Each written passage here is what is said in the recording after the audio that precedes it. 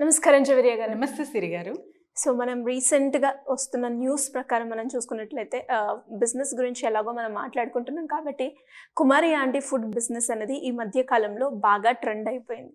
So అది దానివల్ల చాలామంది ఎక్కడెక్కడి నుంచో ఆ ఫుడ్ బాగుంది టేస్ట్ చేద్దామని రావడం అండ్ ట్రాఫిక్ జామ్ వల్ల దాన్ని ఇప్పుడు క్లోజ్ చేయడం జరిగింది.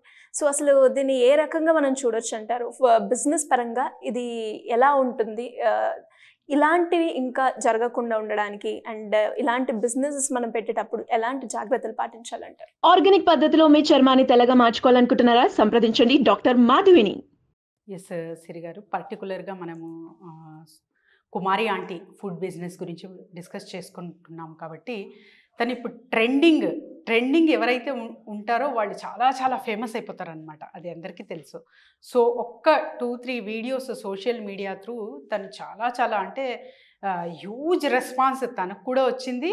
అలాగే జనాలకి కూడా తన ఫుడ్ నచ్చుతుంది.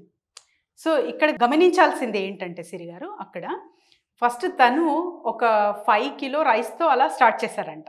సో ఇప్పుడు తన రేంజ్ చాలా చాలా ఎక్కువ అయ్యింది. ఆ క్రౌడ్ కూడా అలానే ఎక్కువ జనాలు ఇంకా కంటిన్యూస్గా కాన్స్టెంట్గా తను అలానే మెయింటైన్ చేస్తుంది. కాబట్టి మేము చెప్పుకుంటాం కదా, క్వాలిటీ పరంగా క్వాంటిటీ పరంగా సేమ్ కన్సిస్టెన్సీ మెయింటైన్ చేస్తుంది. కాబట్టి ఆ బిజినెస్ అనేది గ్రోత్ రేట్ చాలా చాలా పెరిగింది. అలాగే వీడియో, ఒక్క యూట్యూబ్ వీడియో ఎవరికైనా ఎక్కడికైనా తీసుకెళ్తుంది అనేకి నిదర్శనము ఈవిడే కుమారి ఆంటీ. సో కుమారి ఆంటీ గారు టేస్ట్తో పాటు తను చాలా బాగా అంటే సర్వ్ చేసేటప్పుడు మనం గమనిస్తే సిరి గారు చాలా చాలా పొలైట్గా అండ్ వెరీ హంబుల్గా ఉంటారు. చాలా నచ్చుతారు నాకు కూడా. సో ఇక్కడ ప్రాబ్లం ఎక్కడొచ్చింది, ఇప్పుడు తనకంతా తన బిజినెస్ క్లోజ్ చేయమంటున్నారు పోలీస్ వాళ్ళు అని ఇక్కడంతా ఇప్పుడు న్యూస్ అనమాట.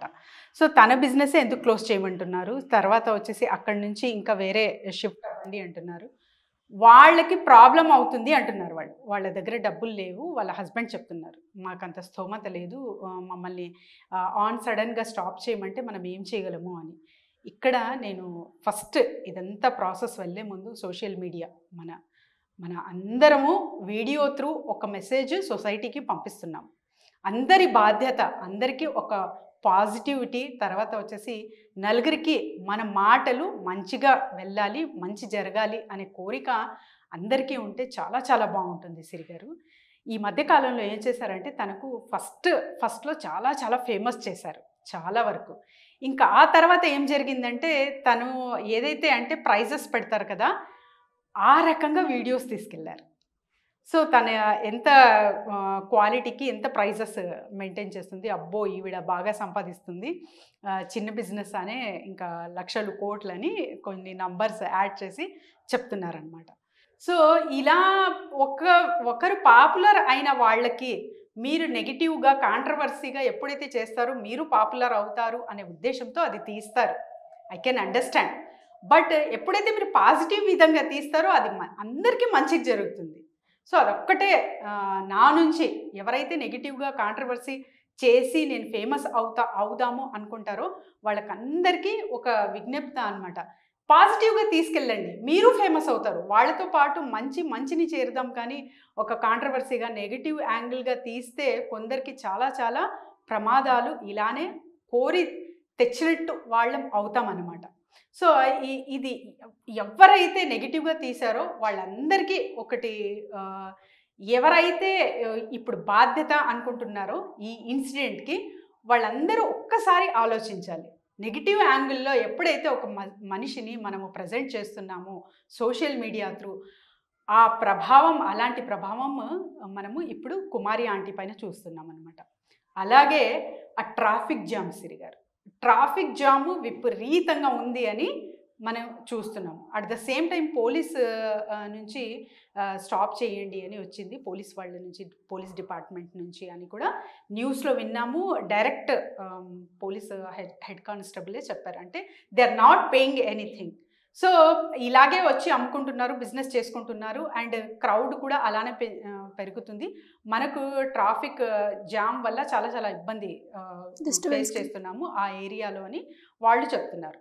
సో ఎవరి డ్యూటీ వాళ్ళు నిర్వహిస్తున్నారు కాబట్టి ఇక్కడ తప్పు పట్టాల్సింది ఎవరిది తప్పు అనేది ఎవరికి పట్టాల్సిన అవసరం లేదు. కాకపోతే వీటికి సొల్యూషన్ ఏమైనా ఉందా అని చెప్పుకోవచ్చు సిరి గారు మనము. అంటే ఇది ఎంతవరకు వాళ్ళు ఆచరణలో పెడతారో అనేది వాళ్ళ బాధ్యత. ఇది మనం జస్ట్ ఒక సలహా మాదిరిగా ఒక సజెషన్ లాగా ఇవ్వగలం అనమాట. ఎందుకంటే బిజినెస్ సిరీస్ చేస్తుంటాం కాబట్టి ఏదైనా ప్రాబ్లమ్స్ వస్తే కూడా ఇలా హ్యూజ్ రేంజ్లో, అంటే ఒక్కసారి పాపులర్ అయిన వ్యక్తికి ఇప్పుడు సడన్గా స్టాప్ చెయ్యండి అంటే ఎవరికి అది ఎవ్వరు తట్టుకోలేరు అది ఫస్ట్ ఆఫ్ ఆల్. అండ్ తర్వాత నెక్స్ట్ వాళ్ళ బతికి ఎలాగా అనే క్వశ్చన్ మార్క్ అందరికీ వస్తుంది. సో ఇలాంటప్పుడు ఒక్క సలహా ఇవ్వచ్చు సిరి గారు మన సుమన్ టీవీ త్రూ. ఇప్పుడు వీళ్ళు చెప్తున్నారు వీళ్ళ దగ్గర డబ్బులు లేవు ఎక్కడ మనం ఆర్గనైజ్ చేసేకి అంటున్నారు. ఓకే, వీళ్ళ టేస్ట్ అయితే సూపర్ డూపర్ హిట్ అంట, ఊర్ల నుంచి వచ్చి మరీ తింటున్నారు జనాలు.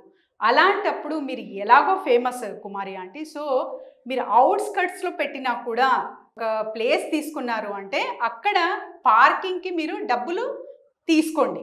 పార్కింగ్ ఎవరైతే వెహికల్ పార్క్ చేస్తారో అక్కడ వాళ్ళతో డబ్బులు కలెక్షన్ చేయడం మీరు స్టార్ట్ చేశారంటే అది మీకు రెంటల్ పే చేసేకి ఈక్వల్ అవుతుంది. కాబట్టి అలా కూడా మీరు ప్లాన్ చేసుకోవచ్చు. కాకపోతే అంతకుముందు కొద్దో గొప్ప మనీ అనేది మీరు రెంటల్ వైజ్గా పే చేయాల్సిన ఉంటుంది.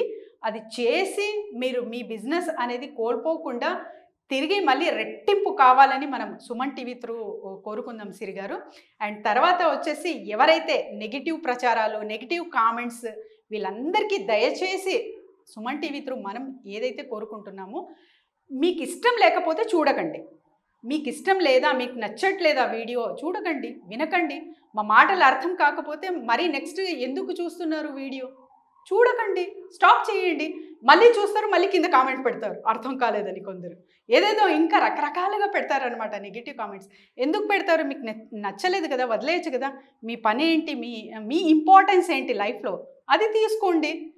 ఇదే మరీ తరచుగా చేస్తూ నెగిటివ్ కామెంట్స్ పెడుతూ నెగిటివ్ ఏదైనా కాంట్రవర్సీ చేద్దాము అలా ఎందుకు వెళ్ళాలి? మన లైఫ్ మీకు మంచిగా జరగాలి, అందరికీ మంచిగా జరగాలి. సో అలాంటి భావన అందరూ కోరుకుంటే చాలా చాలా బాగుంటుంది సిరి గారు.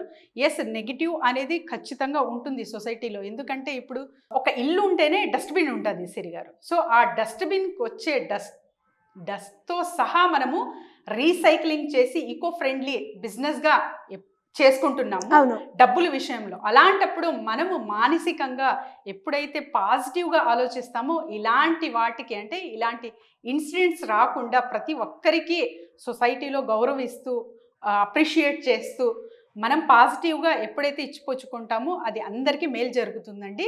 So this is we want to convey from us to Kumari aunty. Thank you అండి. Thank you so much. Thank you Siri గారు.